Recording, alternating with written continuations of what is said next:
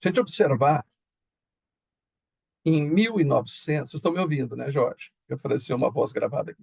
1900 a 2021, ou seja, nos últimos 121 anos, ao invés de estarmos substituindo determinada fonte de energia, o que tem acontecido é que todas as fontes têm crescido, inclusive o não tão desejado, o carvão, uma participação importante na matriz energética, e os renováveis aqui presentes. Então, na verdade, como se fosse esse cone entre 1900 e 2021, o que está acontecendo é que, dado a demanda, todas essas fontes têm crescido. Portanto, nós temos uma diversificação da oferta de energia, dando ao consumidor e os diferentes países a decisão do que ele vai utilizar. Alguns marcos importantes estão aqui do lado direito, eu vou arrastar para esse lado a imagem. Nos últimos 20 anos, o consumo global de energia aumentou em 15%. Nesse intervalo aqui de 2020 para 2021, aumentou 25% o consumo de energia. O carvão continua a ser a segunda maior fonte de energia, 25% das necessidades energéticas mundiais, e é o mais poluente. Vocês imaginam o impacto disso em termos de emissões. O carvão continua a ser uma fonte importante para o consumo de energia mundial desde 1900. Então, o termo transição, nós vamos ver energética, ele sozinho não sustenta, porque, na verdade, está acontecendo uma diversificação. Mas tem outro aspecto importante. Olhando para o futuro, a visão aqui, ó, isso aqui é publicado, essa fonte aqui do lado direito, o Decapita, isso é uma figura bonita, que você tem a matriz energética global, foi publicado em 2018, e aqui uma visão estimativa 2040. Observe que óleo, petróleo aqui, amarelo, gás natural, também combustível fóssil, mais o carvão, são as três grandes bolas, as três grandes, em importância, o tamanho das bolas aqui da importância, na matriz energética global, e aqui chegamos nos renováveis, e a tendência é crescimento, 4 vezes renováveis, mas vocês veem uma ordem de proporção entre as diferentes fontes de 2018 a 2040. Importante o tempo aqui. Vamos contextualizar essa matriz energética, o seu crescimento de 18 a 2040, com o que está acontecendo no mundo nas geociências. Vou começar aqui pelo lado esquerdo. A indústria de óleo e gás tem tido descobertas fantásticas na Guiana, isso aqui é a bacia de Boa Parte da Guiana, muito próximo nossa, no norte, né, na margem equatorial, onde hoje já foi descoberto de 11 a 12 bilhões de BOE de volume recuperável operado pela ExxonMobil, com sociedade com a RES e com as empresas chinesas. E o PLAY, o sistema petrolífero que chamamos, é esse aqui, parecido com os nossos turbiditos de águas profundas aqui na Bacia de Campos. Então, isso está aqui no bojo das novas descobertas. Mas um fenômeno fantástico, a gente acompanha um pouco do Brasil, é o PLAY não convencional, o permiano, né? Por exemplo, a bacia permiana nos Estados Unidos, onde você tinha geologia de reservatórios convencionais, e agora o não convencional, que a gente vai ver, que é o fraturamento hidráulico nos geradores, nos foleiros, produzindo uma enormidade. Então, isso aqui tem trazido muito mais óleo para o sistema. Gás, nós temos tido descoberta, né, no offshore da Colômbia, né, promissor, né, província de gás aqui importante, então o sistema petrolífero offshore importante para gás. Na China, uma distribuição ainda muito grande do carvão presente, portanto, olha aqui, ó, a terceira grande bola, não só em 2018, como em 2040 ainda o carvão, olha a quantidade de jazidas de carvão na China. Nós vamos tratar um pouco do sistema geotérmico, né? Geotermia e quanto a geociência, geologia e geofísica é importante. Vamos falar do hidrogênio geológico também, o hidrogênio geológico é importante, né? Desde o sistema hidrogênio é um pouco diferente do sistema petrolífero, na gênese e a chegada do hidrogênio geológico, e o quanto também a geologia rasa e a geofísica de alta radiação são importantes, por exemplo, energia eólica offshore.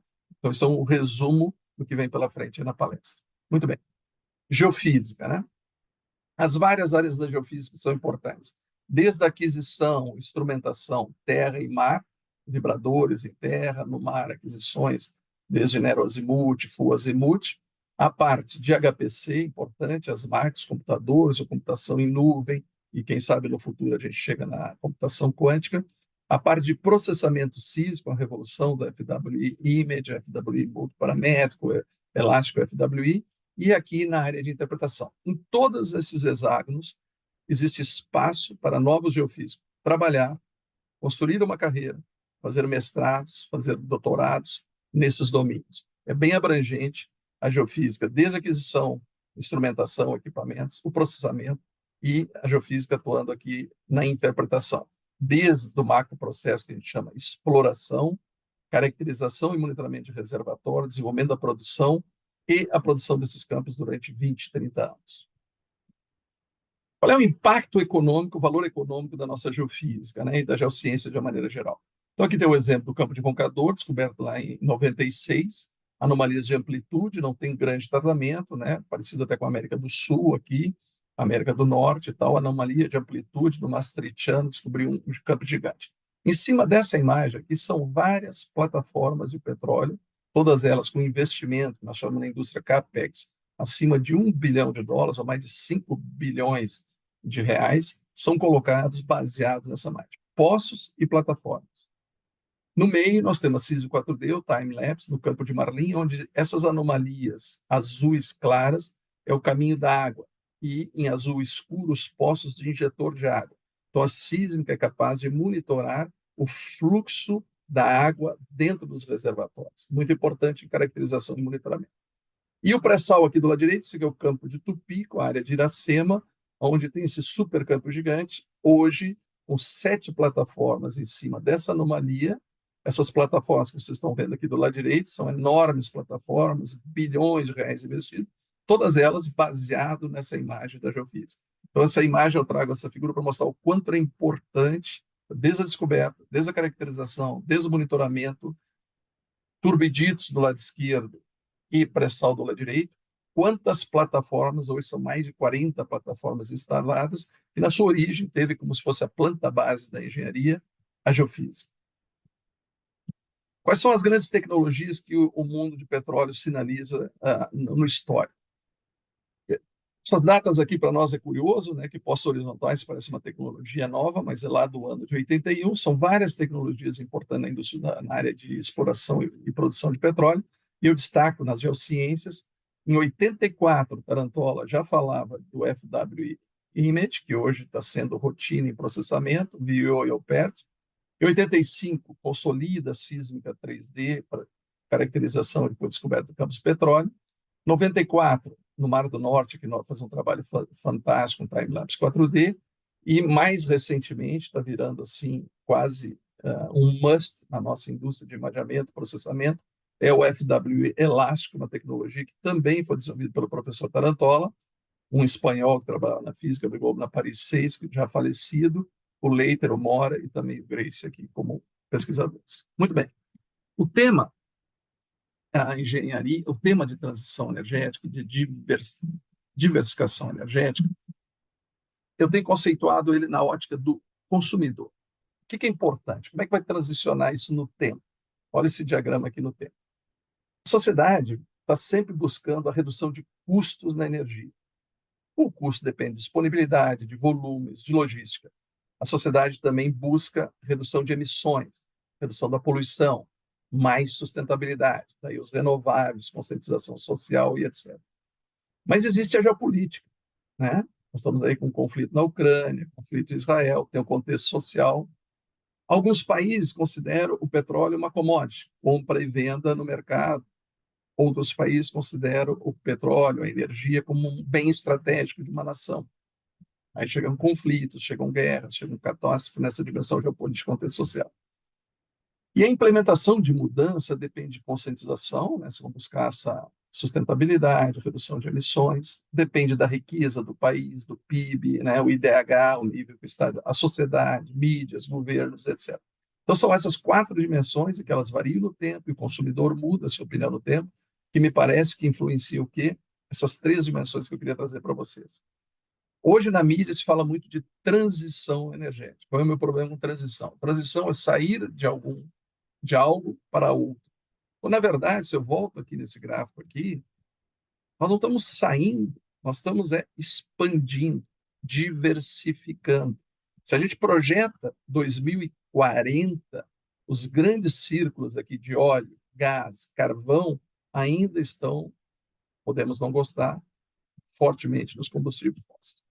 Então, a transição é uma vontade, uma demanda psicossocial, uma demanda do consumidor, uma demanda de algumas sociedades. Na verdade, o que está acontecendo é uma diversificação.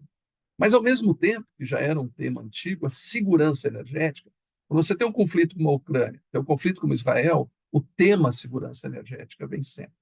Então, essa implementação das mudanças da segurança energética, que está acontecendo hoje, suprimento da Rússia de gás para a Ucrânia, para a Alemanha, que falta o gás, aí a matriz de carvão incrementa. A diversificação na oferta, buscando essa transição, depende de tempo, não é tão simples. Eixos ou tendências que estão puxando em direção a essa sustentabilidade. A ONU, 2015, com a COP de Paris, mais a ONU, Kofi Annan, lançou esses 17 objetivos de sustentabilidade. Nas geociências, tanto a geologia como a geofísica, a gente vai ver, a gente procura buscar que as nossas metodologias, tecnologias e conhecimento ajude a erradicar a pobreza do mundo, ajude a melhorar a economia, ajude a conservar melhores o mar, as águas, as terras, poluir menos, essa é a ideia. Então, as entidades estão buscando o relacionamento entre as nossas tecnologias e metodologia com os 17 Objetivos de Sustentabilidade da ONU. Infelizmente, a notícia não é tão boa. O que nós estamos vendo no mundo de 1900 para cá é um aumento das emissões per capita, não está reduzindo.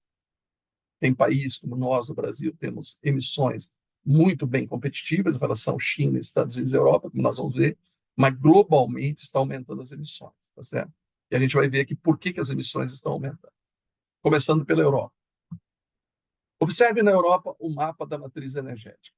País tão desenvolvido e tão batalhador pela redução de emissões e energias renováveis como a Alemanha, tomou uma decisão estratégica quando o rompimento na nuclear de Hiroshima, de reduzir as plantas nucleares a zero no último ano, está importando energia nuclear elétrica da França. E o suprimento da Rússia não está chegando pelo conflito da Rússia e Ucrânia, e a Alemanha teve que retomar o que? O preto, o carvão, aumentando o consumo de carvão. A Polônia, que é a Europa, tem 85% da sua matriz carvão. República Tcheca, idem. A Turquia, muito, e esses países aqui, bálticos, também. Então, uma das razões por que as emissões estão aumentando, inclusive na Europa, que do ponto de vista de, nós vamos ver agora, de desigualdade de riquezas, que estaria numa posição melhor que os demais países. Então, observe esse gráfico aqui. Um mapa global mostrando o PIB, né? O PIB é o GDP em inglês, o Gross Developed Product, ou o PIB, o Produto Interno Bruto, o degradê aqui de cores. Quanto mais verde escuro aqui, China, Estados Unidos e alguns países, você tem mais riqueza em termos de PIB, quanto mais clarinho, olhando para a África, aqui você tem menos riqueza. Então, veja, como ter uma transição energética global? Como ter uma diversificação energética justa e sustentável, uma realidade desses países completamente diferente. Uma outra dimensão é, no mundo, a energia primária, como ela está sendo consumida. Observe que também é uma desigualdade grande de como o continente africano consome energia em relação aos demais aqui nesse mapa. E, por último, o consumo de energia per capita nos diferentes países. Então, é nítida, é clara, é objetiva. Países diferentes, riquezas diferentes, desigualdades diferentes, consumos diferentes, vão ter uma abordagem do consumidor diferente em relação à transição ou à diversificação energética. As entidades de classe, a geologia, através aqui dos birôs das sociedades internacionais de geologia, está buscando conectar todas as atividades de geociências com a parte de menor emissão, de baixo carbono, como a gente vai ver aqui, geotermia, CCUS, hidrogênio geológico, no final da apresentação. E a SEG fez um comitê com todos os geofísicos, dividiu em 4 grupos para, através das tecnologias geofísicas, como conectá-las aos 17 Objetivos de Sustentabilidade da ONU. Então, há um movimento coletivo, global, liderado pelas entidades, liderado pelos profissionais, buscando reverter um pouco esse incremento de emissões em função da demanda e das diferentes riquezas. O gráfico à direita de vocês aqui está mostrando que o crescimento, aqui tem a crise de 2008, principalmente nos Estados Unidos, da imobiliária, e esse pico aqui foi o período do Covid. Esse aqui é o consumo a demanda global por petróleo. Nunca se consumiu tanto petróleo como agora, 110 milhões de barris. É pico histórico. E o título desse gráfico mostra: não atingimos ainda o pico de demanda. Continua subindo. Continua subindo. Quanto representa ter? O Brasil pode estar produzindo 3, 4 milhões de barris de óleo por dia. O mundo precisa 110 milhões. Mas o que significa 110 milhões? Cada barril são 159 litros. Se a gente pegar a vazão por segundo de água que o Amazonas coloca, aqui é a Ilha do Marajó, e o Amazonas coloca aqui em 200 quilômetros na foz do Amazonas, sedimentos de suspensão que são trazidos pelo rio, é o equivalente em volume, dada essa vazão imensa do Amazonas por segundo, que tem os maiores rios do mundo, é equivalente ao consumo diário de petróleo no mundo. Só para ter uma ordem, o mundo consome todo esse volume trazido todo dia pelo Amazonas, né, para o Atlântico no norte, só para ter uma referência. A indústria de óleo, ela é uma indústria que representa um mercado de 2,1 trilhões.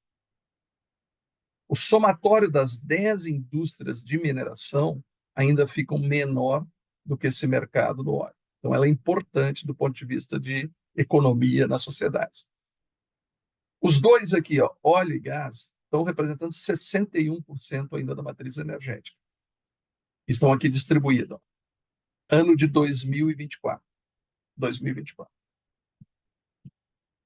O Brasil está produzindo em torno de 3,7% do consumo global. Os Estados Unidos, a gente vai ver, o maior produtor, depois dos plays não convencionais, com a Arábia Saudita e com Rússia. E aqui no cartoon do barril tem Arábia Saudita, tem Brasil e tem Rússia. E esse gráfico mostra a evolução histórica. Observe, o não desejado carvão, que é muito poluente, continua aumentando. Óleo e gás nessa proporção. Os renováveis estão aumentando bastante, mas estão nessa faixa aqui superior, representando a ordem de 10, 12, 14% da matriz energética global. Os Estados Unidos. Aconteceu, os Estados Unidos é um dos que produz por mais anos, desde o Coronel Drake, 150 anos e tal, vinha num declínio de produção, e a partir do ano 2006, 2007, com a tecnologia de poços horizontais, fazendo fraturamento hidráulico no gerador, nos folhetos, que em tese não tem permeabilidade, reverteu a curva de produção e nos últimos 6 anos ele é sucessivamente o país que mais produz óleo para o mundo, principalmente dos reservatórios não convencionais, como o Permian do lado esquerdo. Como é que coloca isso numa visão de tempo? Quando a Petrobras foi criada, em 13 de outubro de 1953, óleo e gás representavam 25% da matriz energética global. O país decidiu que era importante ter uma empresa do porte Petrobras para poder colocar, né, e trabalhar, descobrir petróleo e produzir nesse país. Se olharmos a matriz EPE, matriz global de óleo e gás, ela vai voltar a esses patamares de 25%, hoje está rodando aqui mais de 50%, só em torno de 2060, 2070. Ou seja, quando chegar 2070, a geração de vocês vão estar, com as previsões estando corretas, o mesmo percentual de petróleo na matriz energética do que foi motivador para a criação da Petrobras em 1953. Portanto, tudo mostra vida longa para a indústria de óleo e gás global, dado a importância na proporção pelo volume que tem e pelos preços relativamente baixos. Mas a matriz energética brasileira traz uma boa notícia, que o mundo não tem nada do que passar lição para o Brasil. Por quê? Nós temos, isso aqui é fonte da EPE, né, do governo brasileiro. A EPE produz um relatório, um boletim anual da matriz energética brasileira e mostra uma ótima notícia. A participação dos renováveis na matriz energética brasileira estão subindo, teve uma queda aqui, possivelmente no período do Covid, está subindo novamente, e representa 47,4%. Logo, logo, o Brasil vai ter metade da sua matriz de renováveis. A outra metade é o combustível fóssil. Como é que está o carvão no mundo? Só para contextualizar. O carvão no mundo, aqui estão os grandes produtores, a China com 50% do carvão do mundo, Índia, Indonésia. Então, a Ásia Índia e China crescem na produção de carvão, que é o maior poluidor, mas tem essa importância da matriz energética. Se olharmos os mapas, né, da Ásia, olha a China, Índia, Mongólia, Cazaquistão, esses países são muito dependentes do carvão, e a Europa eu já tinha mostrado a dependência com a Turquia do carvão. Indesejável, mais poluente, aumenta as emissões, mas é a realidade que está aí hoje. Energia solar no mundo, buscando essa matriz mais limpa, diversificada. Aonde concentra as maiores emissões, onde tem potência, o Brasil está aqui com uma potencialidade grande para a energia solar. Nós vamos ver como é que está o solar no Brasil. Então, se a gente olhar só a parte elétrica do Brasil, a gente vê que a energia solar tem crescido bastante. Aqui em 2024 já está chegando a 39 gigawatts, o que é bastante importante do ponto de vista de geração solar. Então, a fonte eólica está em 23, o solar já passou. Então, pela primeira vez, essa é uma notícia agora nova, né, pesquisando, a gente teve a eólica liderando durante bastante tempo, a eólica onshore, no Nordeste terrestre, e agora a solar acaba, a capacidade instalada, operacional, ultrapassando a eólica, e temos também a parte hídrica muito forte no Brasil, então aqui está a nossa parte dos renováveis importante na matriz, né, representando 47%. Agora eu vou passar esse vídeo. Essa aqui é a maior planta solar brasileira. Vamos ver se funciona. Então, Gabriel, vamos me socorrer. Dá play. Só falta dar play. O Complexo Solar Janaúba é o maior parque solar em construção na América Latina atualmente. É um parque solar composto de 1,5 milhão de placas solares instaladas em 19 mil trackers. E essas trackers estão instaladas em 190 mil estacas. As estacas, elas são uma fundação e a sustentação dos trackers. Os trackers são a estrutura metálica que vão receber os painéis e os módulos irão ser responsáveis por captar radiação solar e futuramente gerar energia elétrica. Toda essa energia é transmitida através de 6 mil quilômetros de cabos e dali a gente transporta por uma linha de transmissão, são 22 quilômetros de linha de transmissão. Nós temos os cabos de baixa tensão, que são 2 milhões e 500 metros de cabo, e em torno de 800 mil metros de cabos de média tensão. Nós temos 98 eletrocentros, que seguirá até a nossa subestação elevadora e será transformado em alta tensão. A área total do parque é de 1.400 hectares, é uma área gigantesca para um parque solar. São materiais que têm que ser distribuídos ao longo desses 1.400 hectares. Então, todas as atividades nossas, do início ao fim, desde a supressão até a montagem e comissionamento final, o desafio nosso é fazer isso funcionar todo dia da mesma forma e na forma mais produtiva possível. O sistema AG de excelência aqui no Complexo Solar Janaúba, ele foi importantíssimo para garantir com que a nossa produção seja mais enxuta, garantir com que através dos nossos projetos de melhoria a gente trouxesse ganhos de produtividade, atendimento da expectativa do cliente, e isso foi essencial para a gente garantir as entregas do nosso projeto. Então a gente tem diversas rotinas, como check-in e check-out, temos rodadas de pull-planning, temos o workshop, que são todas ferramentas que nos permitem estar mapeando problemas e restrições, agregando valor e podendo atuar de forma antecipada. A gente tem a gestão através do BIM, que verifica as interferências e nos permite executar as tarefas sem que haja retrabalho.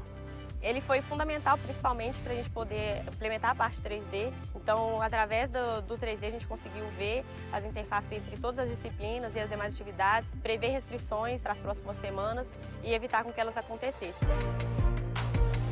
Uma grande inovação foi o lançamento de cabos de baixa e média tensão de forma mecanizada. Hoje a gente consegue fazer o lançamento em 20 minutos. Antes era feito em 1h30. Hoje a gente lança 6 cabos de uma única vez. Antes era lançado um cabo por vez. As principais ferramentas do nosso sistema de gestão é a aplicação do plano diário de segurança do trabalho, onde eles conseguem se planejar para o dia, o passo a passo da atividade, os riscos que eles estão expostos ali naquele dia e quais as barreiras de controle que eles vão implantar para conseguir fazer de forma segura. O maior legado que eu entendo que a gente está deixando aqui é o treinamento da mão de obra local. Nós temos aí um pouco mais de 2.000 funcionários, cerca de 1.500 funcionários são aqui de Janaúba. Essas pessoas estão sendo capacitadas e treinadas para que eles tenham aí empregabilidade nos próximos anos. É um princípio da Andrade cuidar de gente, né? Então isso a gente passa de forma direta aos nossos colaboradores. É importante porque são as pessoas que fazem. Sem elas, esse projeto não sairia do papel. Bom trabalho a todos aí, beleza?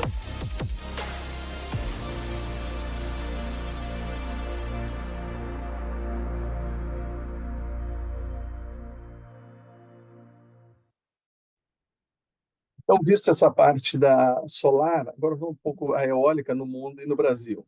Uma notícia aqui na pesquisa, né?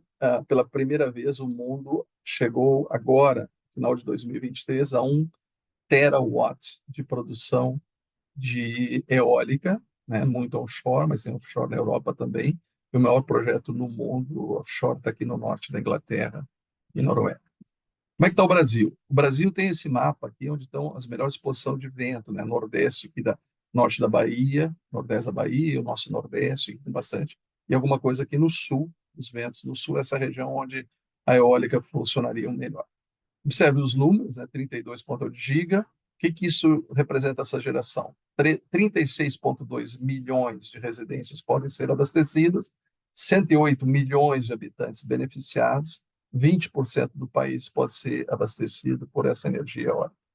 A energia eólica, né, tem que ser analisada e solar num contexto de complementação. Aqui durante o dia, 6 da manhã, 12 da manhã, então o amarelo aqui é onde o sol está mais forte, então ela tem essa intermitência, e você complementa ela, a solar, com a eólica, e quando, em alguns casos, a Petrobras tem umas térmicas também para complementar, para você manter um perfil de fornecimento de energia. Um outro ponto à direita, esse gráfico aqui é muito importante à direita, que é o ROCE, né, na parte econômica. O ROCE é o retorno que você tem do capital que você investiu, 2025, 2024. Na maioria dos anos, que a gente vê que investir em óleo e gás, cada dólar investido está trazendo 20, aqui trazia 20, 15, aqui 20, 15, traz um retorno maior do que o retorno do investimento no renovável, indústria do baixo carbono. Sendo que há alguns anos aqui teve o baixo carbono e ele está crescendo aqui como retorno. Mas ainda do ponto de vista de retorno e investimento, a indústria de óleo e gás tem pelo menos 2 vezes maior retorno do investimento. Geotermia. A geotermia, né, tem uma história, vocês vão ver, grande, né, que se procura, principalmente, tem 3, as usinas geotérmicas convencionais são de 3 tipos, vapor seco, flash, e o ciclo binário é importante para nós, que é áreas que não são tão de alta temperatura, temperatura mais 120, 180 graus para trabalhar. Então, essa história que na pesquisa mostrou é interessante, eu não sabia também, que já existem 120 anos que existe indústria e tentativa de usina geotérmica, aqui na Itália, 1827, essa mesma aqui da Itália, essa mesma que está aqui embaixo funcionando hoje, ela foi sendo renovada ao longo dos anos, a turbina, o primeiro engenheiro italiano que construiu, o Piero Ginori Conti, primeiro gerador de energia geotérmica nesse mesmo lugar. Então, aqui tem um pioneirismo italiano, né, na geotermia, né? A distribuição global na América Latina e Europa, Américas, a Europa, onde a energia geotérmica teria um grande potencial.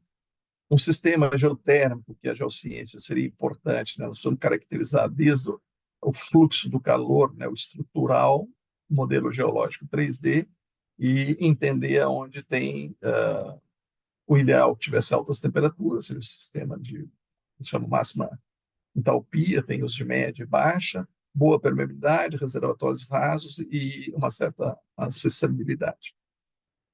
Na geotermia também, os geocientistas vão ter trabalho para caracterização geológica desses reservatórios, né, tem bastante incerteza associada. A parte estrutural, desde a imagem de poço, da MI, né, o imaginamento de poço, fraturas e falhas são extremamente importantes, então tem uma participação do geólogo bem importante.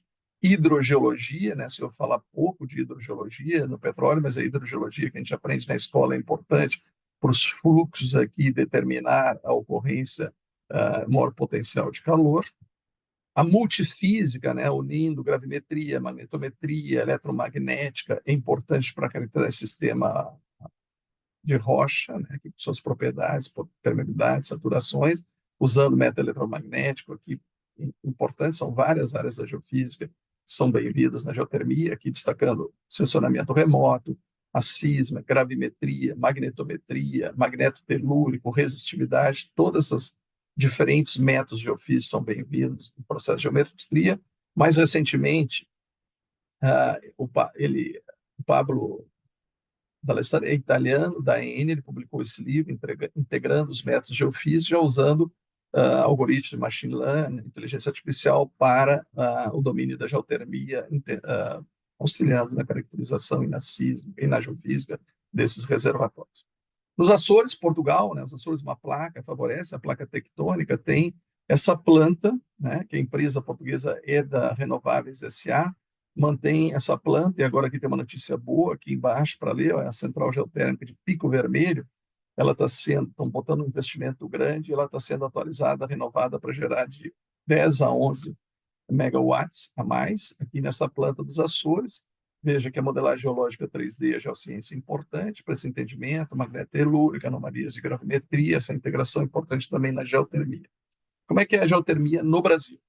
No Brasil, nós não estamos numa placa tectônica assim, fácil de reservatórios de alta temperatura, mas existem desenvolvimentos tecnológicos que eles chamam do tipo Enhanced Geothermal System, que é EGS, aonde mesmo com um certo fluido frio injetado por um poço em determinadas condições de rochas muito quentes, secas e impermeáveis, consegue fazer jorrar um vapor quente, e esse vapor quente teria um aproveitamento geotérmico.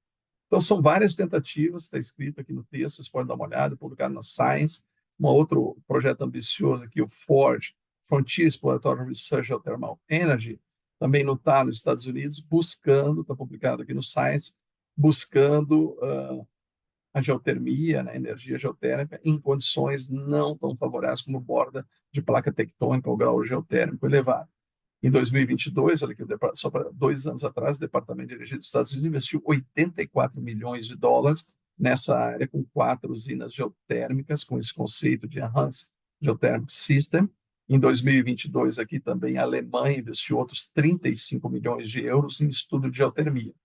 Então, estima-se, aqui pode ser, assim, os pesquisadores, assim, bastante otimistas, mas estima-se que usinas geotérmicas desse tipo, possam gerar 5 vezes mais energia elétrica do que o consumo atual dos Estados Unidos. E, ao contrário das usinas eólicas e fotovoltaicas, a produção não seria e não é intermitente. Então, tem valor para a geometria. Agora vamos para o CCUS. Está muito em voga o termo CCUS, para os estudantes trazer de volta aqui. O CCUS é uma sigla de carbono, captura do carbono, utilização do carbono e o S de estocagem do CCUS. Então, vamos lá. No mundo, tem essa perspectiva, 47 projetos, estudo em andamento para crescer a capacidade instalada de CCUS, é uma oportunidade, né? Então, o mundo investe nessa tecnologia. Vou mostrar o princípio agora, bem básico, mas bacana, os estudantes estão nos escutando, do que é esse CCUS na sua, digamos assim, genuína maneira de ser, nos seus conceitos, e esse vídeo é promovido pelo British Geological Society. Então, Sociedade de Geociência Britânica promovendo o uso e a tecnologia CCUS. Climate change is one of the biggest and most complex issues facing society today. To limit global temperature rises and associated climatic effects, we all need to rapidly decrease the amount of greenhouse gas that we release into the atmosphere. Global efforts are focused on the energy transition, the process of replacing high-emission fossil fuels with low-carbon energy sources as we strive to reduce our overall emissions to zero. The success of the energy transition relies on a range of low-carbon technologies being adopted around the world. Carbon capture and storage is one of these low-carbon technologies. Carbon dioxide capture and storage can be applied to emissions from large sources, such as power stations, cement factories, or oil refineries. By storing more carbon dioxide than is produced, the negative emissions can enable us to achieve net zero targets. The carbon dioxide, or CO2, is captured at the source then transported and permanently stored in geological formations deep underground. At the British Geological Survey, our research aims to make CO2 storage a permanent, useful, and cost-effective element of the energy transition. We study the character and capacity of potential storage strata, how stored CO2 might interact with surrounding rocks, technologies to demonstrate that storage is permanent, long-term operation and closure of a site, and social attitudes and community concerns. Carbon dioxide capture and storage can help us to reduce our overall emissions to zero. We are committed to increasing our scientific understanding and addressing the gaps in our knowledge to enable it to play a key role in the energy transition.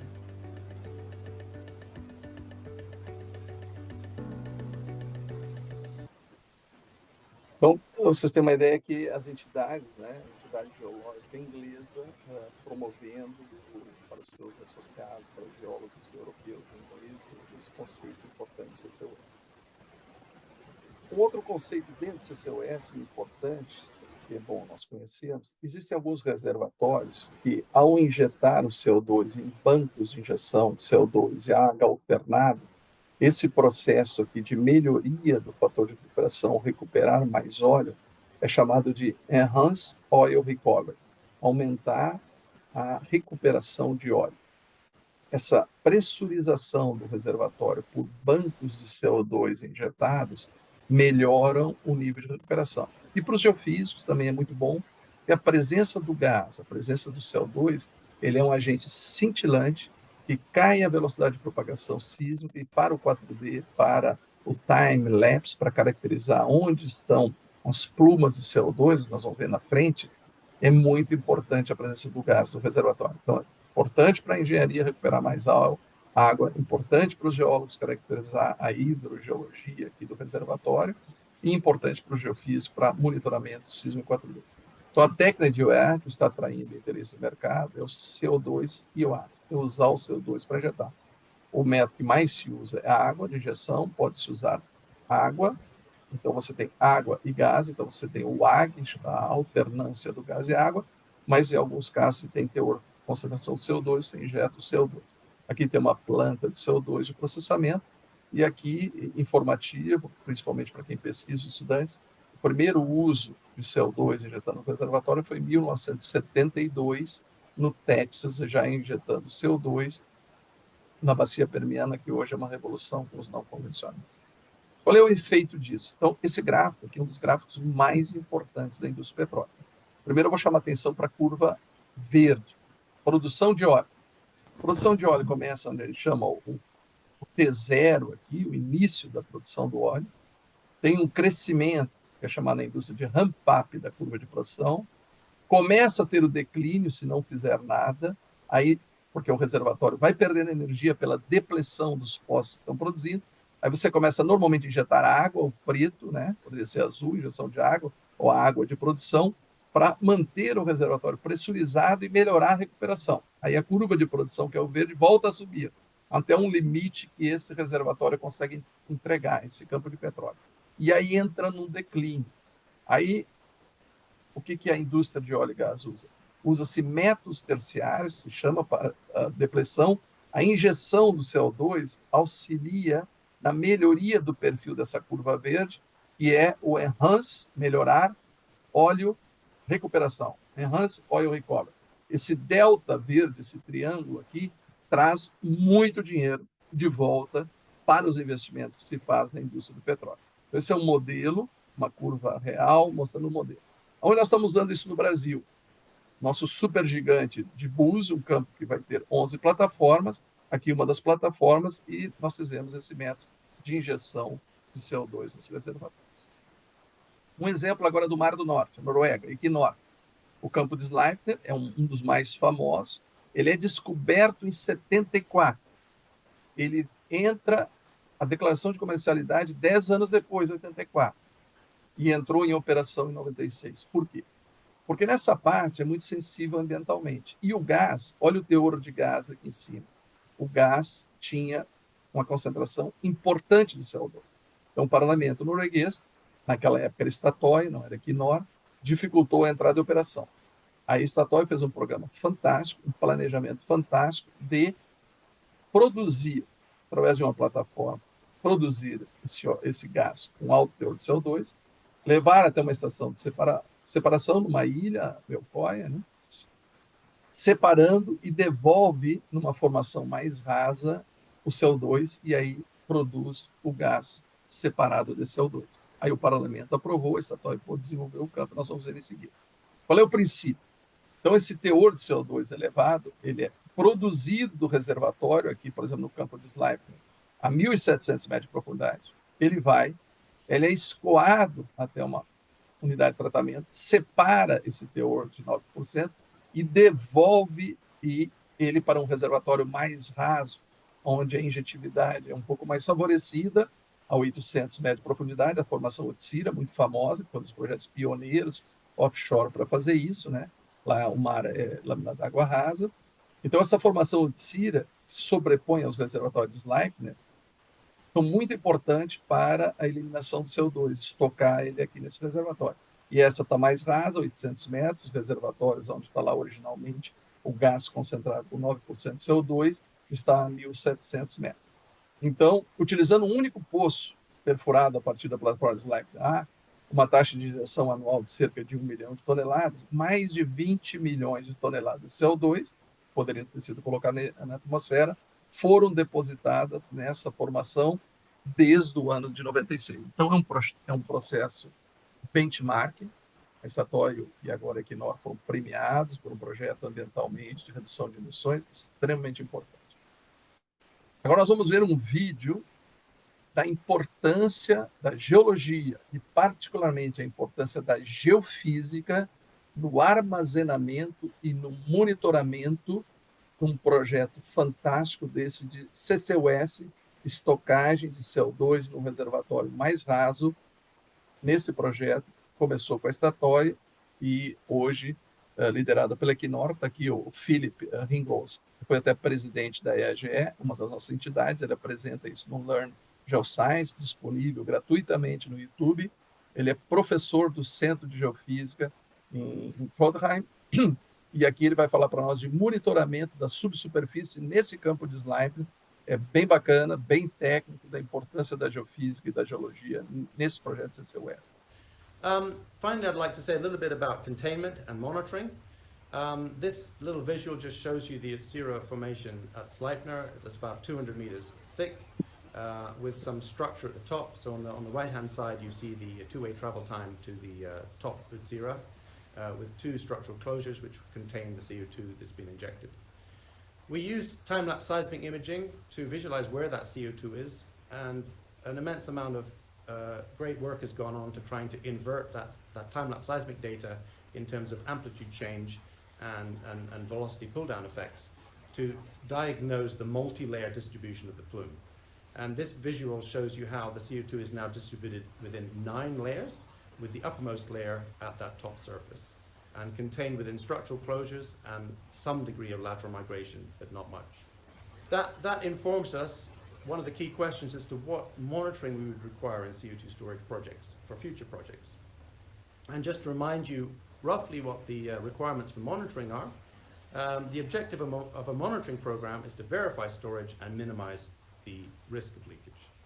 There are two main goals. One is to verify conformance, and the other is to ensure containment. The key question is, what is useful technology to achieve that objective, and what is cost effective?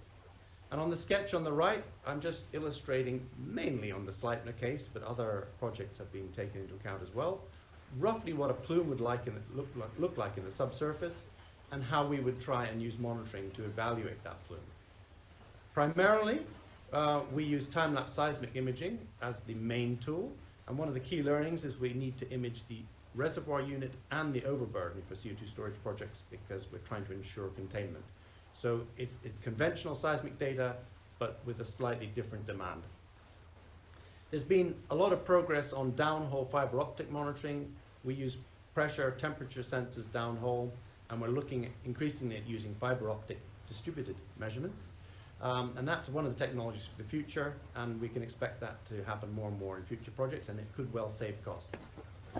And another set of key technologies are gravity field imaging or monitoring and microseismic detection and strain monitoring, both of which have shown to be valuable in the projects that have been operated so far.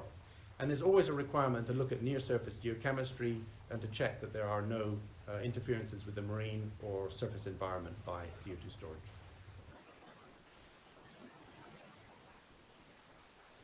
Bom, então aqui, pessoal, avançando para um outro projeto agora na Austrália, no oeste da Austrália, é o projeto de Gorgon. Veja o teor de CO2 desse projeto. Eu consigo tirar essa tela aqui. Mas o título está aí, vocês vendo a importância e a injeção de 80% de CO2 nos reservatórios, também para aumentar o fator de recuperação.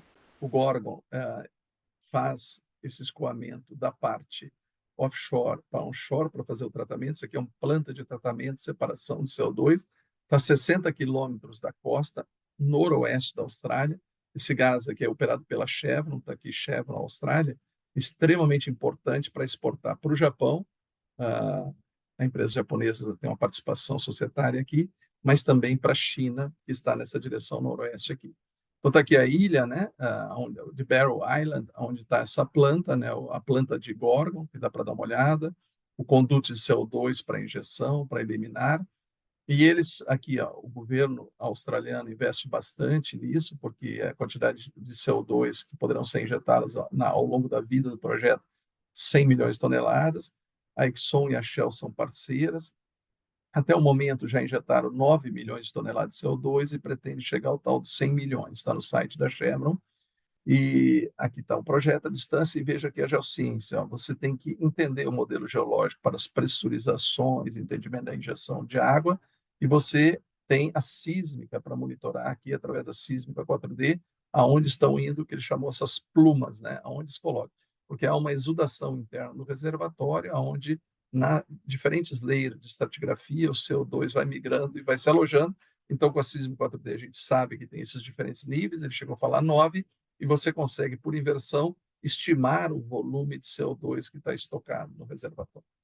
Aqui tem uma seção sísmica, né, de Gorgon, olha só que interessante, parece um horse com mergulho, afinado o campo, né, está aqui ele em mapa, aqui o Gorgon, verdinho, vários mapas que existem aqui nesse oeste da Austrália, a caracterização sísmica com seus atributos, trabalhando com NIR, faros, poços, entendeu? Quando eles furaram o poço fora da anomalia de amplitude, deram poços secos, então eles têm esse bom controle, fizeram inversões petrofísicas, aqui estimativa de porosidade a partir de impedância, a partir da inversão, definir os volumes ainda para cubar a reserva existente de gás no campo de Gorgon. Então, as geociências associadas a um projeto ambientalmente interessante.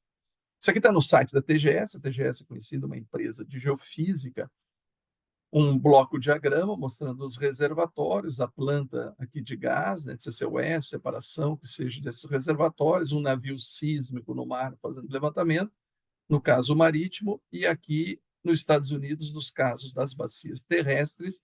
Hoje, a empresa TGS também oferece o que eles chamam assessment, ou avaliação das áreas potencialmente para estocar CCUS, porque precisa se entender se a estrutura geológica é favorável, se as características do reservatório são favoráveis, se as dinâmicas de fluidos serão favoráveis, se há uma integridade da rocha, ou seja, trapa para esse CO2 ficar lá, e os dados geofísicos da base de dados de uma empresa grande como essa da TGS é muito importante para a integração, seja em terra, seja no mar. Então, é uma empresa hoje que também está oferecendo esse tipo de serviço, ou seja, dando mais abrangência para a atividade de geólogos geofísicos, não só na área de óleo, gás e carvão, mas também na área de estocagem, né, de CO2, CCUS. Como é que está o CCUS no Brasil? Então, o CCUS no Brasil, a Peroas tem colocado isso de maneira pública, que nós temos uma reinjeção muito grande de CCUS em campos como o Campo de Búzios, né? Está atingindo aqui volumes acumulados bastante importantes, então tem sido reconhecido na comunidade internacional, nos relatórios de clima, nas entidades que valorizam isso, essa quantidade de toneladas que já foram injetadas de CO2 nesse processo de Enhanced Oil Recovery, 80 milhões de toneladas podem ser injetadas até o ano de 2025. É um projeto complexo, com plataformas, com tratamento, com injeção e com 11 plataformas nesse campo supergigante, tá certo? Então, esse é considerado um dos projetos assim muito valorizado, porque a indústria de petróleo também com essa visão de sustentabilidade. Visitando aqui o site dessa iGeológico, né, que vocês têm acesso, é público, e eles chamam a atenção de 6 pontos estratégicos para o avanço CCS do Brasil. Aprovar a regulamentação do armazenamento de CO2 é importante, estabelecer um mercado de carbono que inclua créditos de carbono em projetos CCS, mapear oportunidades para o armazenamento, que a gente viu que a TGS já oferece nos Estados Unidos, criar linhas de financiamento e incentivo para os projetos CCS, divulgar informações sobre CCS e o seu papel para mitigar as mudanças climáticas, incentivar pesquisa e desenvolvimento tecnológico, que os centros da Petrobras fazem bastante, e bem nessa dimensão. Então, seriam essas 6 dimensões que, segundo esse iGeológico, né, de geociências, recomendariam atividades ou áreas importantes do ponto de vista estratégico para que os projetos CCUS avançassem no nosso país. O potencial do Brasil, áreas de interesse selecionadas para o armazenamento de carbono, nesse mesmo site iGeológico, né, e saiu nesse primeiro relatório anual do CCUS do Brasil em 2023, recente, ano passado, seriam nessas regiões destacadas aqui, né, na Bacia do Paraná, Nordeste, Bacia de Santos e Campos, aqui nessa região de Parecis, Mato Grosso e na própria Amazônia. O último item técnico da apresentação, para a gente se encaminhar para os fechamentos, nós estamos a 9 minutos de cumprir 1 hora de apresentação, o hidrogênio geológico. Olha que interessante, essa imagem de satélite da NASA, onde aparece, né, esses círculos, são associados, possivelmente, ao gás de hidrogênio exudando na superfície. Hidrogênio é um tema bem complexo. O pessoal fala do arco-íris do hidrogênio. Tem vários tipos de hidrogênio. Hidrogênio industrial, pirólise, e vários que estão nessa tabela aqui. Então, eles dão cores até para tentar ser um pouco mais pedagógico, para não atrapalhar que tipo de hidrogênio está se falando. Nós aqui estamos interessados em conversar sobre o hidrogênio branco, o hidrogênio geológico, natural, aquele que vem da Terra de maneira natural, chamam hidrogênio natural ou hidrogênio geológico, né? Mas existem vários outros tipos, várias outras maneiras de beneficiamento. É importante estar tendo noção disso. Então, olha a distribuição do hidrogênio hoje no mapa global. China, Índia, Europa, Canadá, Estados Unidos. A maioria dessas plantas de hidrogênio, quando está se falando de hidrogênio, está falando de eletrólise, está falando de vários tipos de hidrogênio, por isso que é importante o arco-íris do hidrogênio para não confundir, e essa distribuição global do hidrogênio. Nós vamos falar aqui mais de ciência de hidrogênio geológico. Quais são as perspectivas para o hidrogênio geológico? Então, vamos lá. O artigo clássico é desse autor aqui, o Price Hoover, que ele tem dado até consultoria no Brasil, na Petrobras, e é um autor muito chamado em muitas palestras. Ele apresentou a ocorrência desse hidrogênio geológico, é um benchmark do sistema de hidrogênio no Mali. O Mali é nessa região, que é a Costa do Marfim, no norte aqui, nesse canto aqui, olha a África, aqui é o mapa da África, nesse canto aqui norte, tem o escudo, aqui está a bacia, essa bacia chamada Tamboura, e vê que na bacia nós vamos ouvir falar de rochas um pouco diferente das rochas sedimentares que a gente estava acostumado a falar. Nós vamos começar a ouvir de rochas metamórficas, ofiolitos, greenstone bells, que a gente aprende na escola de geologia. Eles começam a ver essa forma redonda, medem lá e detectam a presença de hidrogênio. Essa ocorrência aqui no Mali, ó, nessa região, está aqui o Mali no globo, ó, e já tem vários poços perfurados. Então, esse é um dos autores, 2018, referência na área de hidrogênio geológico.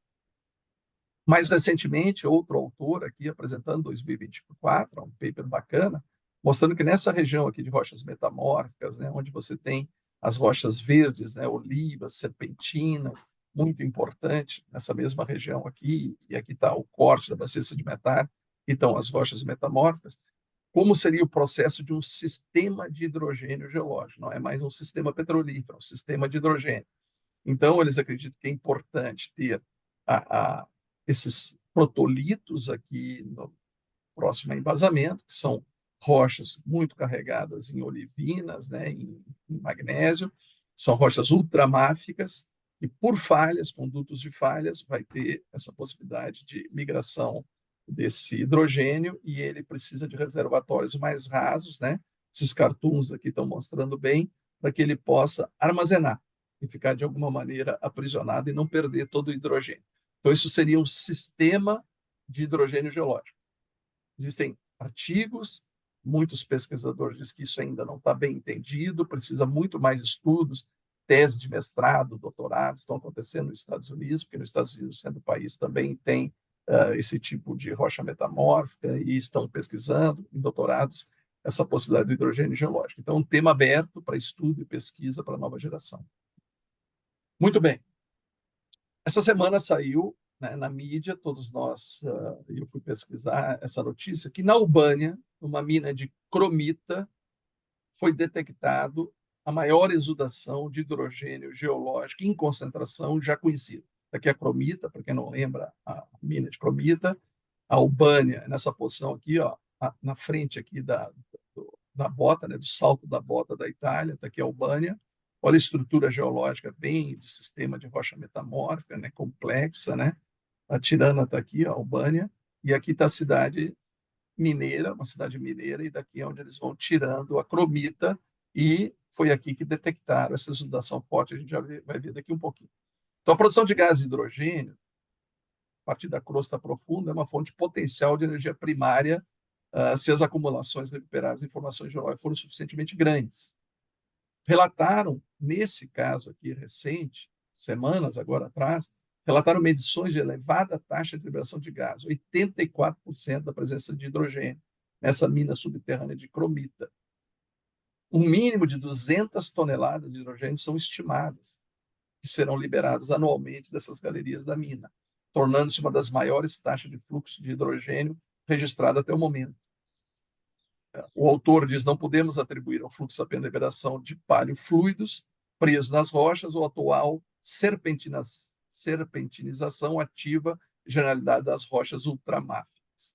Em vez disso, os resultados demonstram que a presença de um reservatório com falhas geológicas, né, um reservatório falhado, profundo, enraizado, no maciço ofiolítico do Jurássico, está permitindo essa exudação do hidrogênio.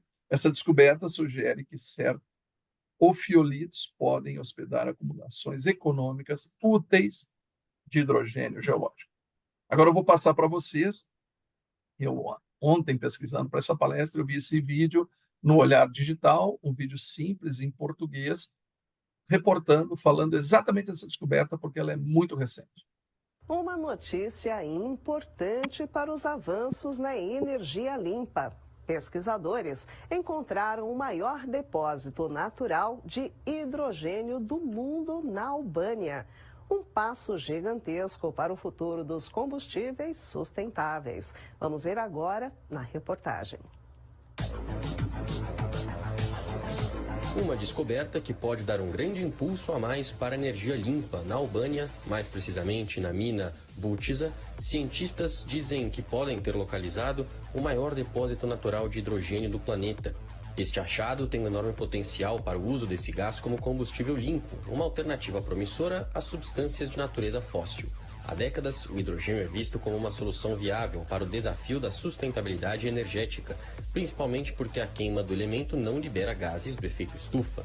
No entanto, a existência de grandes reservas naturais de hidrogênio sempre foi algo raro, dada a alta reatividade do gás, que dificulta a acumulação dele em depósitos subterrâneos significativos. Até agora, a maioria do hidrogênio é produzida de forma não sustentável a partir do gás natural, em um processo que libera dióxido de carbono. A situação começou a mudar com a descoberta na mina de Butiza. Suspeitas surgiram após explosões ocorridas nos últimos anos, a mais recente em 2023. Pesquisas confirmaram que a mina está situada acima de uma falha geológica contendo entre 5.000 e 50.000 toneladas de hidrogênio. Uma análise mais detalhada revelou que o gás borbulhante, emergindo de uma piscina dentro da mina, é composto por 84% de hidrogênio, com traços de metano e nitrogênio. A taxa de emissão deste gás foi calculada em impressionantes 12 toneladas anuais, ou 34 quilos diários, só na piscina. As estimativas são de, no geral, uma produção possível de cerca de 220 toneladas de hidrogênio por ano no local.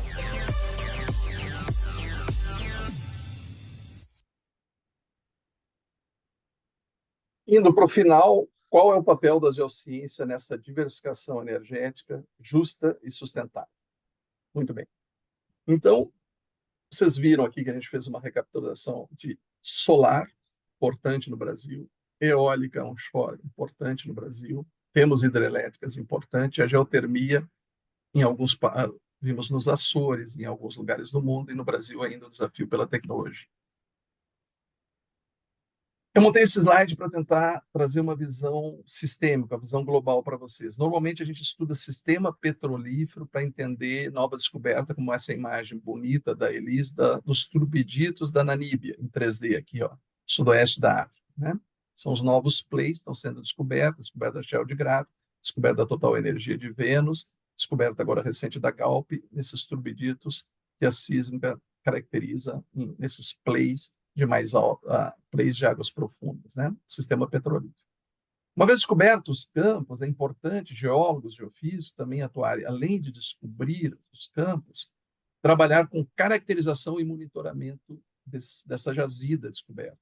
E aí existe um fluxo de trabalho, desde sedimentologia, estratigrafia, estrutural, geomecânica, integração e sísmica 4D, para fazer esse fluxo de caracterização e monitoramento, normalmente ao longo dos 30 anos da jazida. Agora está abrindo uma nova oportunidade para geocientista trabalhar com o sistema geotérmico, geotermia, que precisa se entender o subsolo, nada melhor do que o geólogo que já sabe trabalhar com esse tipo de fluxo de trabalho para caracterizar esses reservatórios rasos e as falhas. O sistema de hidrogênio geológico é diferente do sistema petrolífero, porque vem de rochas metamórficas, rochas ultramáficas ou fiolitos, serpentinização, e preciso dessas falhas para trazer para a superfície. E projetos CCUS, onde reservatórios de gás com alta concentração de CO2 podem ser produzidos, levados à superfície, tratados, separados, trazido, estocado, e esse estocado a gente viu que pode gerar 9 diferentes plumas, diferentes níveis estratigráficos, que precisam da caracterização geológica e do monitoramento aplicado. Então, veja, esse know-how que o geocientista tem de caracterização e monitoramento, ele pode usar no sistema geotérmico, ele pode usar no sistema hidrogênio geológico, tem que estudar um pouquinho as rochas metamórficas, que a gente esqueceu lá da escola, e a gente pode usar também no CCUS. Então, abre um campo de atividade muito interessante para os geocientistas. Não esquecendo que nos Estados Unidos e alguns países tem esse novo play, o play dos reservatórios não convencionais, que mesmo no Permiano, onde tem os convencionais, também existem os não convencionais que estão colocando poços horizontais, fazendo fraturamento hidráulico, e mudaram o perfil de produção dos Estados Unidos. Mas como nem tudo é só coisas boas que acontecem, como é no meio de um certo deserto aqui, a disponibilidade de água para o fraturamento hidráulico não é tão trivial. Então, é um grande problema a disponibilidade de água para o fraturamento hidráulico desses projetos. Mas faz parte desse desafio.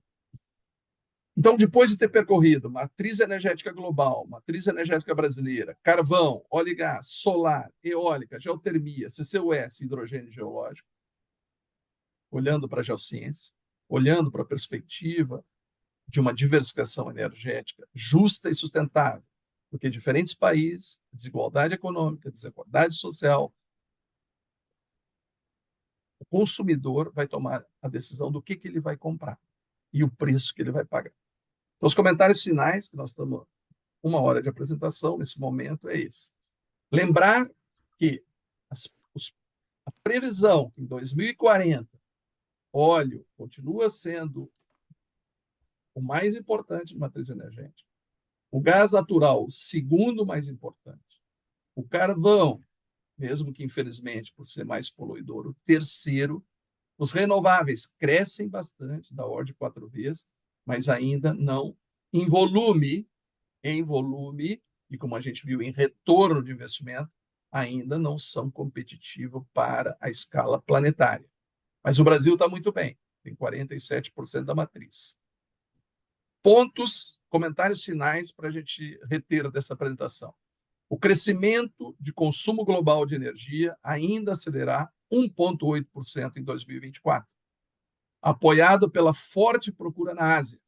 China, 1,4 bilhões de pessoas. Índia, passou a China, mais de 1,4 bilhões de pessoas, Indonésia, etc., apesar dos preços da energia ainda elevados e as tensões geopolíticas em curso. A procura mundial de carvão, gás e petróleo, como o gráfico acima, atingirá níveis recorde, atrasando os esforços para reduzir as emissões. Ponto de atenção. Os elevados preços de matéria-prima para os renováveis continuarão a impulsionar o investimento na produção de petróleo e gás, a fonte fóssil, como o gráfico mostra. O impulso nas energias renováveis continuará, com o consumo combinado de energia solar e eólica, crescendo cerca de 11% ao ano, em todo o mundo. Mas ainda não faz face a isso aqui que o mundo vai precisar. As novas tecnologias permitirão que as pessoas façam mais com menos. As tecnologias mais bem-sucedidas precisam de políticas governamentais e estruturas comerciais de apoio para alcançar escala, que então precisam competir sem subsídios para atingir outra escala suficiente de impactar, de ter grande impacto nos mercados globais. As preferências dos consumidores também pode criar um efeito de atração, que aumenta a procura por um mercado de novas tecnologias. Políticas governamentais claras e consistentes podem influenciar na escolha dos consumidores. Os profissionais de geociência, nós, temos um papel importante em reconhecer e assumir responsabilidades pelo nosso papel na garantia da diversificação energética justa e sustentável, no ritmo e na escala necessária. A procura de energia e de produtos começa com as escolhas que os consumidores fazem. Essas preferências podem mudar à medida que novas tecnologias permitam melhores opções de diversificação, tais como custos mais baixos, emissões mais baixas. As preferências dos consumidores também podem ser alteradas ao longo do tempo por políticas que recompensem as escolhas, como um imposto sobre o carbono que incentive o fornecimento de eletricidade e com baixas emissões. Tá certo? E, finalmente, agradecendo a oportunidade da Sociedade Brasileira de Geofísica, a essa comunidade, aos professores que estão coordenando essa escola, desejando que as próximas palestras e que daqui para frente a gente possa ter, né, a professora Suzane, que está mediando aqui, a Roberta, a Andréia e o Wagner, sucesso nas próximas apresentações. Eu vi a divulgação, são vários colegas, alguns recentes, com mestrado, doutorado, estudaram na Universidade Federal Fluminense, em outras universidades, vão trazer diferentes aspectos de como usar a caracterização e o monitoramento de reservatório, e por essa palestra vocês estão vendo, não fica só para petróleo mais. Pode ficar para petróleo, para gás, para não convencional, para geotermia, para CCUS e para o hidrogênio geológico. Então, portanto, Suzane, desejando a todos uma ótima escola aí que vem nos próximos dias, que essa abertura possa servir de incentivo para os demais colegas e para mais participação na escola. E parabéns aí pela iniciativa da SBGF. Muito obrigado. Obrigado, Paulo. A palestra foi extremamente enriquecedora. Muito parabéns pela apresentação. Nós temos 3 perguntas que foram feitas no chat. Eu queria saber se você gostaria de, né, dar um tempo para você beber uma água, descansar a voz, ou Não, se pode nós ser. Pode podemos ser, vamos seguir? lá. Tá ok. Podemos seguir. São 3 perguntas, eu tenho uma também, vou deixar a minha por último caso dê tempo. Mas a primeira pergunta é do Felipe Marques, ele começa ali parabenizando pela palestra, e a pergunta dele é sobre CCUS. Fora a Petrobras e a indústria de óleo e gás, existe um interesse do agro nesse assunto, em especial em empresas relacionadas à produção de etanol? Sim, a resposta é sim. E com oportunidade, boa pergunta, obrigado pela pergunta, porque eu não mencionei, mas está tendo projeto, parece que já está na 3ª campanha de sísmica terrestre, usando aquela nova tecnologia dos nodes pequenininhos, o 3º projeto de sísmica terrestre para a caracterização e, quem sabe, no futuro, monitoramento de projetos de estocagem de CO2 relacionado ao agronegócio. Sim, e o Brasil está puxando e já tem 3 projetos de sísmica relacionados a isso. No caso, ele continua, né? Ele pergunta também, você acredita que isso pode vir a reavivar sísmica terrestre onshore no Brasil?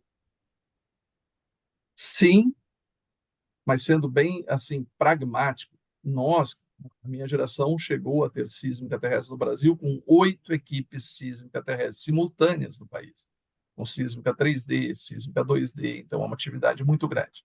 Nesse volume, é difícil. 8 equipes sísmicas simultâneas, como já tive no passado.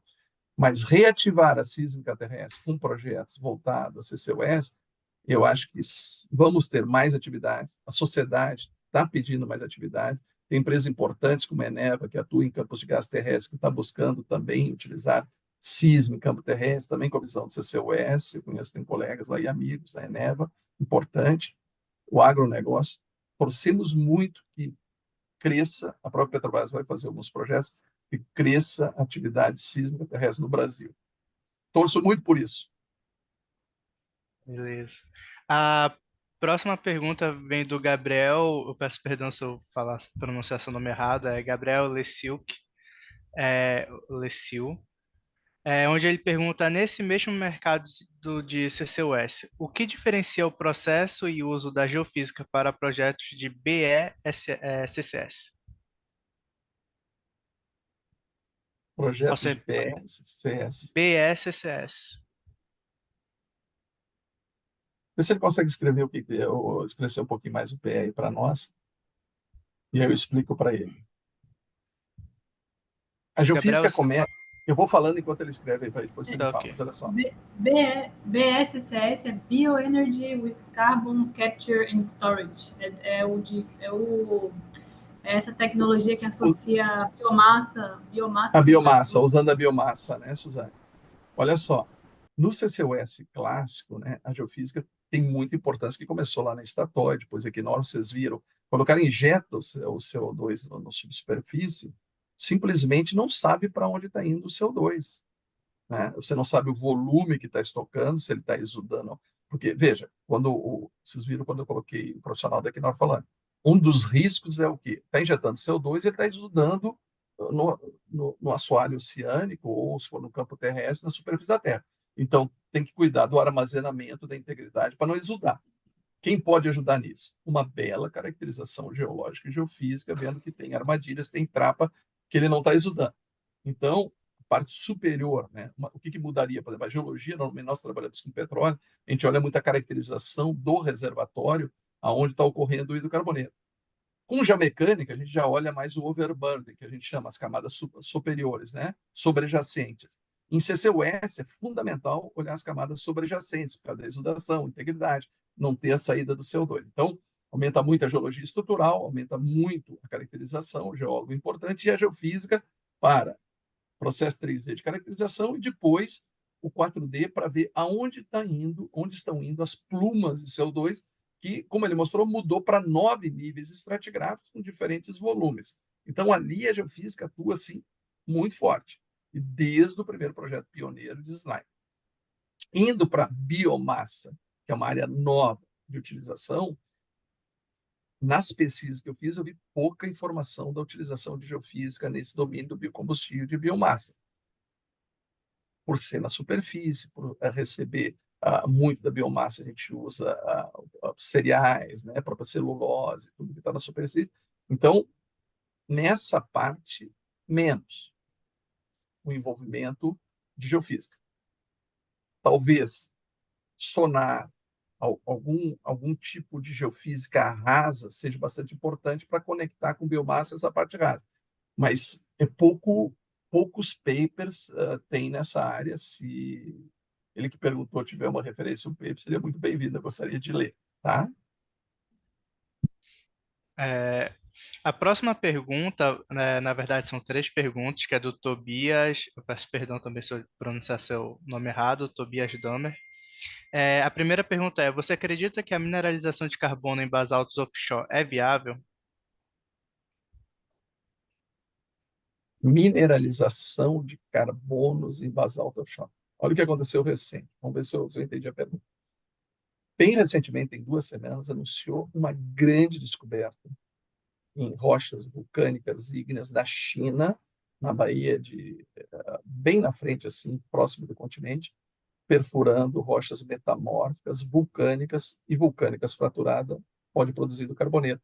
Mas nós temos experiência no Brasil. O campo de Carmópolis também produz a partir de basaltos e rocha de embasamento fraturado. Você tendo fratura, você pode armazenar o fluido e produzir dali. Então, tem essa associação. Então, é possível produzir de rochas vulcânicas, quando elas estão fraturadas, os fluidos. Se é essa pergunta nessa direção, sim, tem experiência no Brasil, Carmópolis, tem uma descoberta recente agora na China, fantástica, nessa área. A segunda pergunta dele seria se a Petrobras está analisando e explorando essa possibilidade.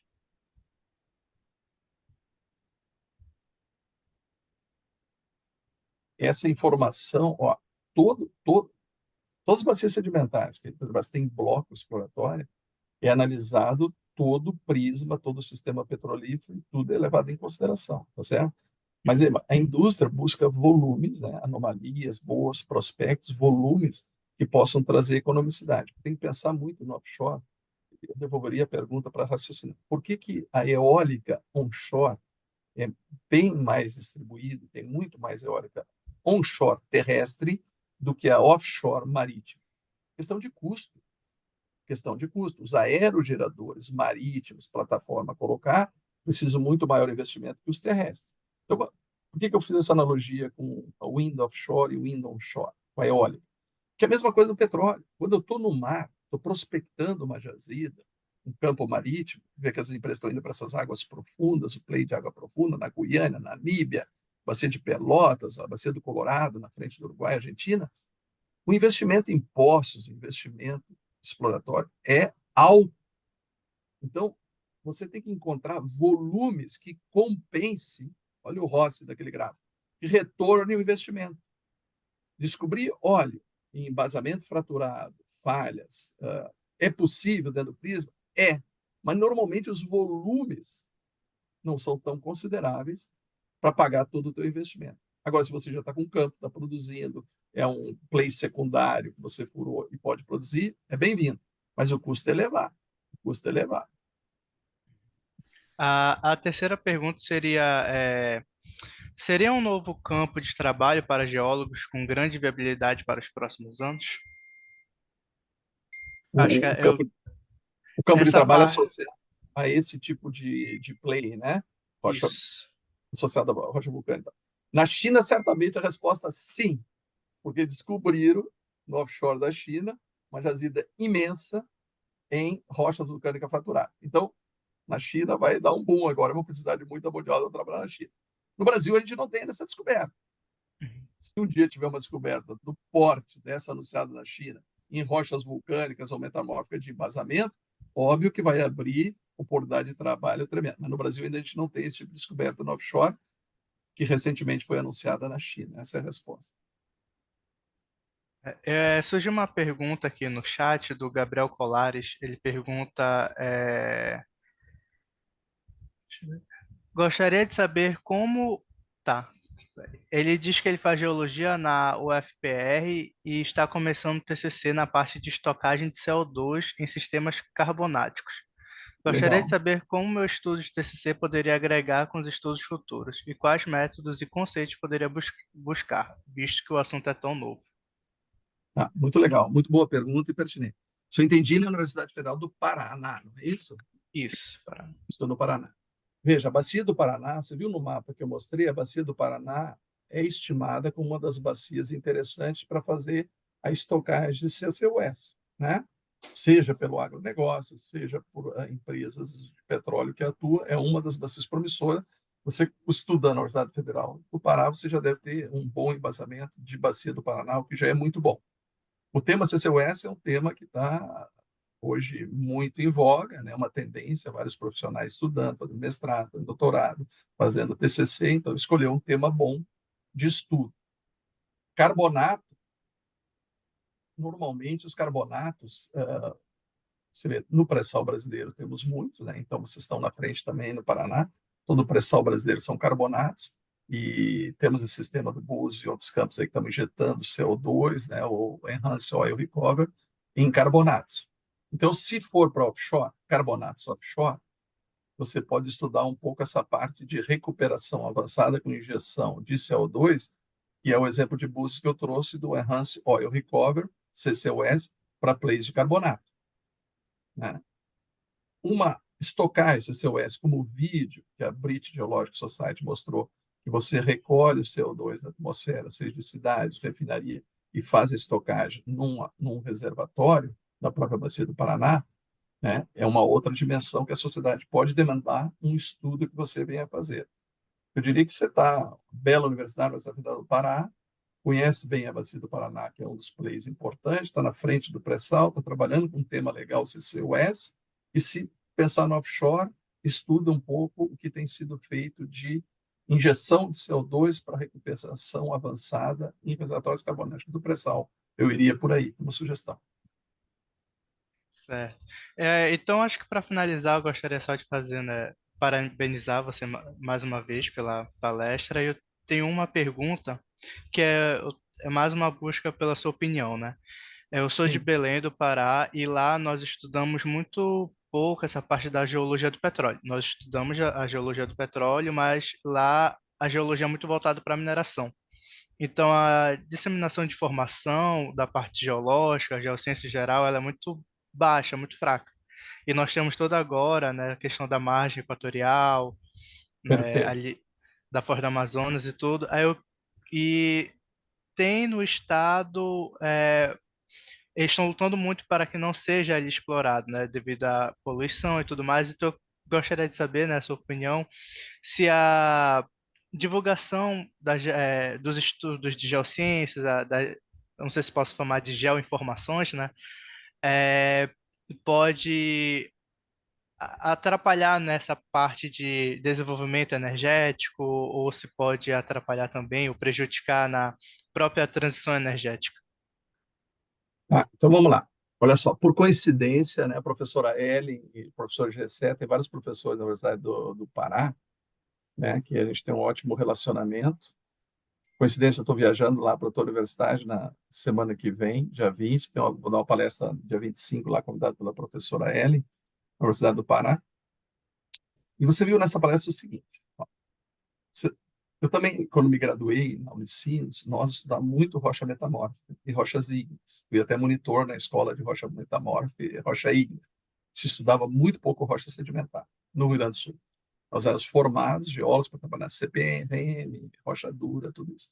Mas a maior oportunidade de emprego é na rocha sedimentar, que foi a Petrobras contratando ao longo de todos esses anos, tá certo? Então, o próprio mercado mostra o quanto estudar também rocha sedimentar é importante, né? Porque você tem um mercado na frente, empresas atuando, Eneva, Petrobras, 3DR, Shell, Equinor, várias empresas, Total Energia, que poderão contratar o profissional que pode trabalhar nessa área de rocha sedimentar e petróleo. Muito bem.